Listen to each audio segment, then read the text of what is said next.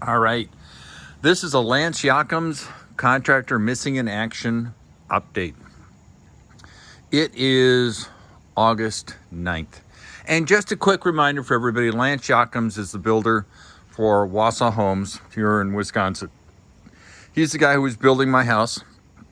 And then back on April 9th, is that 4 months ago? It's been 4 months. Decided that he wasn't going to play anymore. He pulled out the dumpster, he pulled out the toilet, he pulled out the sign, and he hasn't been back in 4 months. So I think it's good to have an update.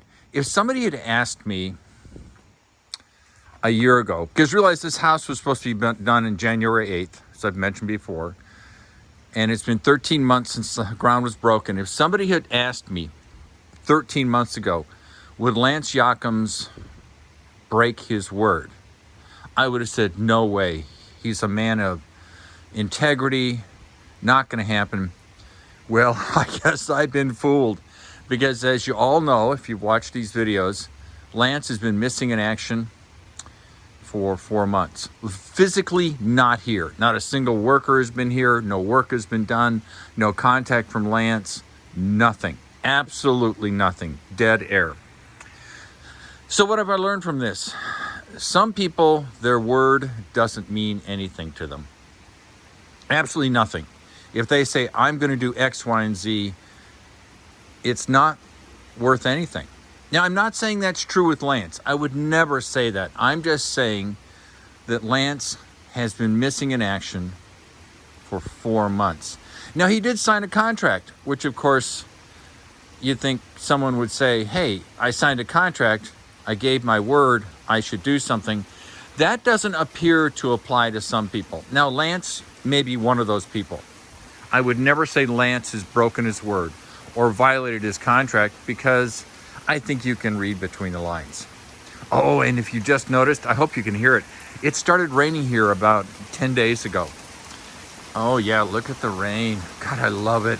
This is sort of classic Midwest rain. For those of you who haven't had the joy of living in the Midwest, it starts up, it gets really crazy, it gets really intense. It's the orange on the radar. And it is just raining to beat the band. We'll probably get an inch today. We got an inch a couple of days ago. We got an inch before that. So I believe, if you look at it this way, the period of the dry spell, the rain has ended.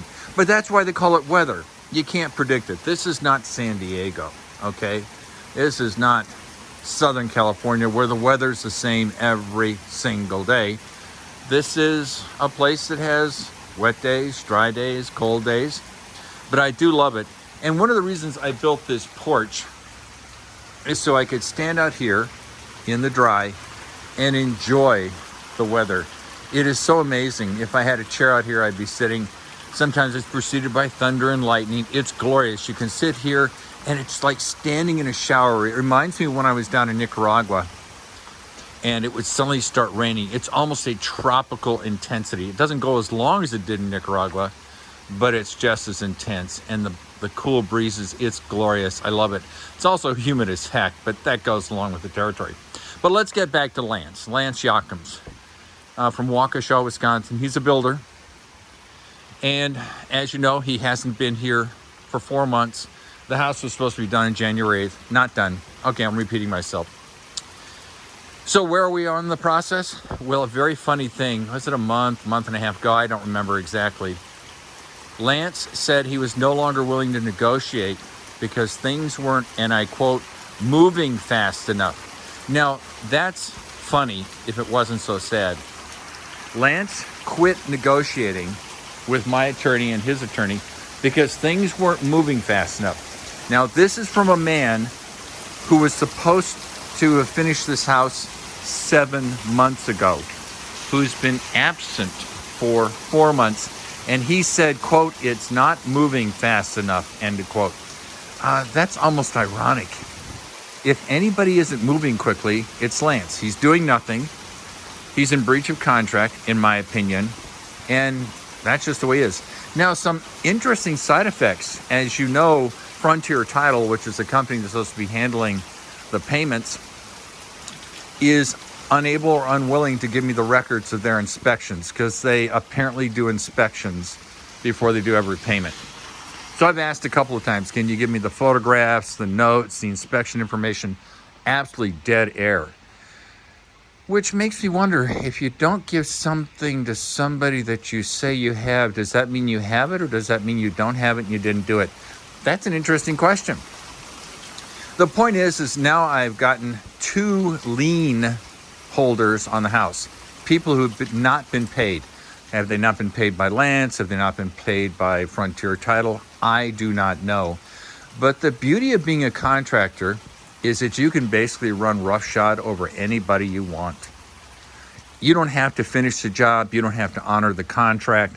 You can just walk away, leave the house undone, and then all the people that you have not paid get to file lien waivers against the person who built the house. Now understand, I didn't hire these people. I didn't promise to pay them. I went through Lance, my contractor. So Lance can walk away from his agreement with me, both verbal and written. He can violate the idea of having integrity, and he can stiff the subcontractors that he hired to do the job with the expectation that he would pay them. And the beauty is, he's not finishing my house. He's not working on a resolution. He's not paying the subcontractors. And he walks away scot-free. No consequences at all. Now, I did not really appreciate that about contractors. I think maybe I should start a career as a contractor. Agree to build a house, agree on a price, sign a contract, and then when I get tired and I get butthurt, I can just walk away and just ignore the process. I don't have to proceed. I don't have to go through any process. I can just quit playing. And the people who I have not paid, all the subcontractors, don't come after me, the contractor, Lance Jochims. No, not the guy who hired them, not the guy who asked him to do the work, not the guy that they agreed to do the work for. They come after me, the homeowner. So buyer beware. Could I have done this differently? I am not sure how I could have done it differently. You know, when you deal with somebody who lacks integrity, who simply doesn't believe that their word is their bond, whether it's written or not, how do you deal with somebody like that who's so fundamentally, is dishonest the right word? I don't know. What is the right word? You can all think about what you think the right word is. But Lance is missing in action. Now, it raises a question. It's been 4 months since Lance left the job site. It's been, I think, 2-3 months since he hired an attorney, and nothing has happened. I'm sorry, that I can't do that. That's apparently a racist sign, but I'll just do a circle and make it a little bunny. Yeah. So you sort of get the impression that he's done this before, potentially, because he appears to be so knowledgeable and comfortable with doing it.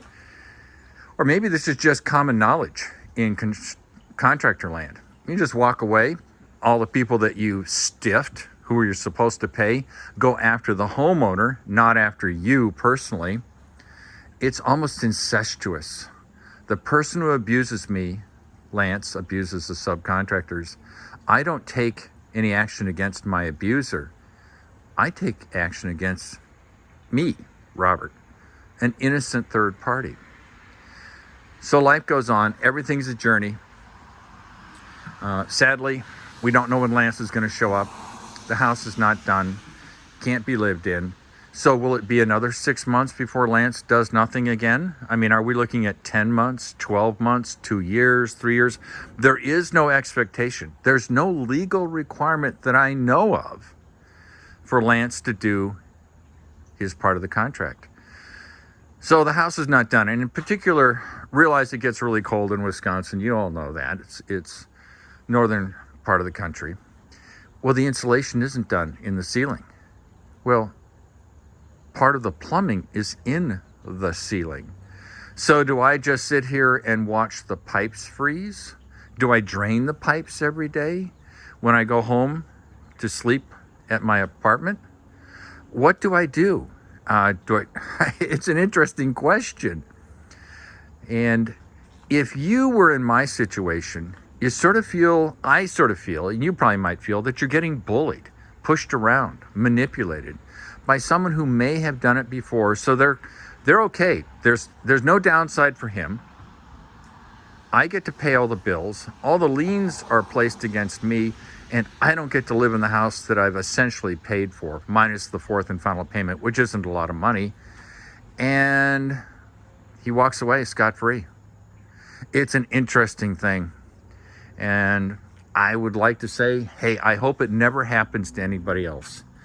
I have talked to many people who say all the same thing. God, they have horror stories about their contractors.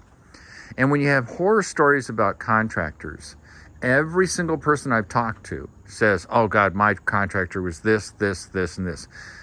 And they aren't happy stories. They aren't about, oh, how he did a great job, he followed through, he communicated well, he honored the contract. Not a single one of my friends who's had building experience has ever said that. So what Lance is doing may be an industry standard. God, I love using the word industry standard. It just means that's probably the way they roll in this area. Don't feel like doing it? Don't have to. Sign a contract? You don't have to really honor a contract. Don't feel like paying your subs? Don't pay them, because they'll go after the homeowner who's done nothing wrong. Need to communicate with the homeowner? Nah, just stop communicating with them. Tell your lawyer, nah, it's not moving fast enough. We're gonna go to some other path, and then do nothing.